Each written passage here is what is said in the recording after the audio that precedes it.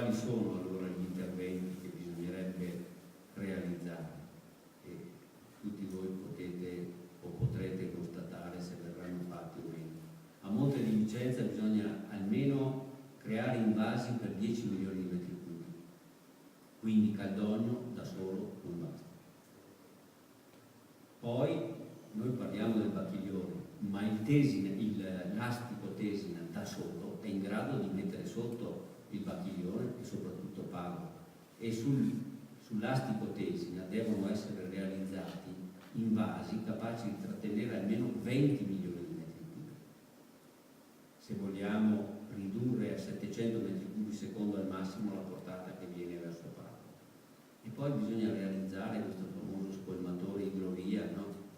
Ieri un consigliere regionale padovano che ha parlato dello scolmatore di Padova, intendeva parlare dell'idrovia scolmatore, io credo, no?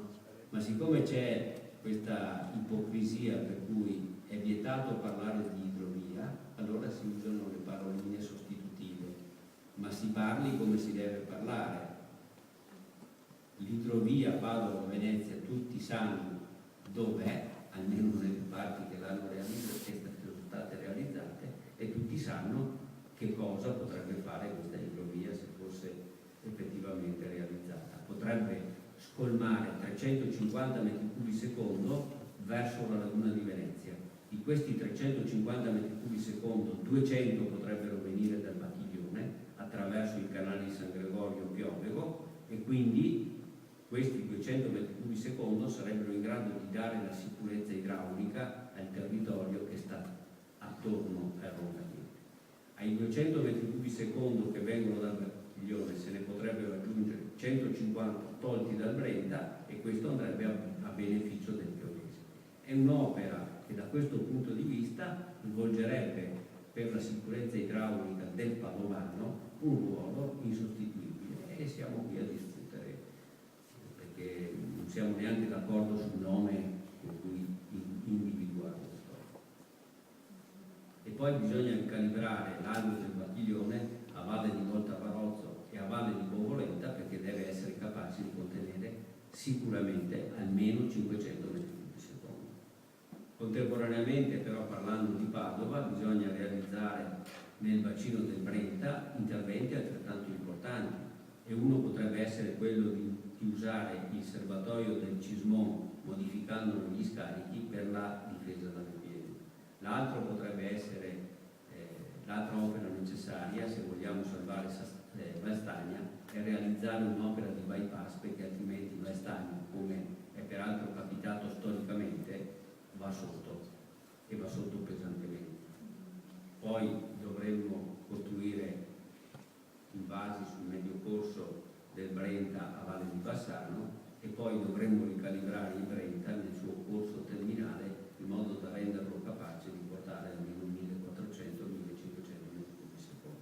Allora, solo guardando il Brenta Bacchiglione voi vi rendete conto di quanto impegnativo sia agire per dare sicurezza idraulica, e di quanto sia solo un primo passo realizzare questa benedetta cassa di espansione di Caldogno, che deve essere realizzata indubbiamente, ma che da sola non basta, perché il pericolo è questo, che ci si accontenti o si pensi di aver fatto quello che si doveva fare.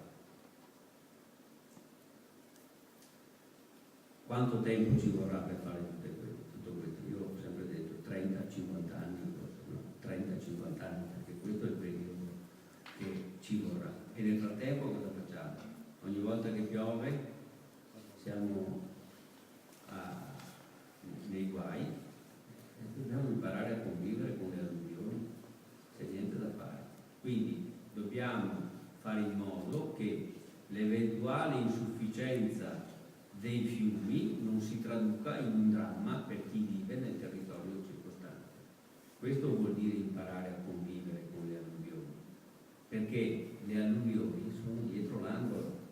Questo è il gattone che sta sulla tuta dei piloti del 51esimo stormo della caccia italiana, che è di stanza Istrana, e vedete che questo gattone, che sarebbe lo stormo, ghermisce i topolini verdi. Il gattone è la piena e i topolini verdi siamo noi che potremmo essere ghermiti dalla piena. L'altro giorno, ieri, mi pare, un signore è morto perché ha compiuto un'imprudenza, nonostante quello che da sempre si dice. Arrivava alla piena, è andato nel garage per cercare di salvare le cose sue ed è rimasto là. Nel famoso 1994 ad Alessandria, nel quartiere Orti, ci furono per lo stesso motivo 14 morti. Avevano sentito l'annuncio che la piena stava arrivando, sono corsi tutti a tirar fuori la macchina dai garage perché questo quartiere di Alessandria è più basso dell'altra parte del resto della città e sono rimasti tutti là. Allora i sindaci, basta taverne sottoterra, basta garage sottoterra, non se ne fanno se noi dobbiamo convivere per 50 anni con le alluvioni, no? Vedremo chi è capace o chi sarà capace di resistere a queste scelte. Il piano B che dovremmo attivare è quello che ci porta a una diversa pianificazione territoriale, a un diverso uso del territorio, molto diverso da quello che abbiamo fatto in questi anni. E quello che deve essere fondamentale è che premessa qualsiasi piano urbanistico c'è un piano di riassetto idraulico del territorio che è sovrastrutturato rispetto a qualsiasi altro piano. Sono gli altri piani che si devono adeguare, non il contrario, come avviene attualmente. Poi non dobbiamo subire la piena, possiamo anche intervenire oggi, se vogliamo, attivamente sulla piena, perché potremmo produrre una rotta allagando una parte del territorio per difendere un'altra parte del territorio. E gli strumenti che prima molto rapidamente vi ho fatto vedere possono aiutare in queste scelte e invece improvvisano. Ciascuno pensa di sapere a sufficienza, invece nessuno di noi sa a sufficienza, tutti noi abbiamo sempre da imparare qualcosa. E appunto gestire l'emergenza ovviamente sull'esperienza, ma anche pensando che viviamo nell'anno 2000 e che ci sono strumenti che permettono di fare cose importanti e interessanti. Noi possiamo partire dalla previsione meteorologica, generare le piene e farle propagare. Se partiamo dalla previsione meteorologica e applichiamo in cascata gli schemi di calcolo che sono disponibili oggi, noi potremmo prevedere con qualche giorno d'anticipo le criticità e qualche giorno di anticipo permette di salvare le vite delle persone e permette anche di difendere egregiamente eventualmente i beni. Perché tutto questo si realizzi però bisogna che l'amministrazione pubblica coinvolga o veda dentro di sé non, come dire, i rassegnati, no? Ma le persone, i tecnici più performanti. Questi devono stare dentro all'amministrazione pubblica perché l'amministrazione pubblica sia degna del suo ruolo. Il controllore non può essere meno preparato del controllato. Oggi addirittura c'è confusione tra questi due ruoli. Il controllato fa anche il controllore. Questo non è possibile in una società civile.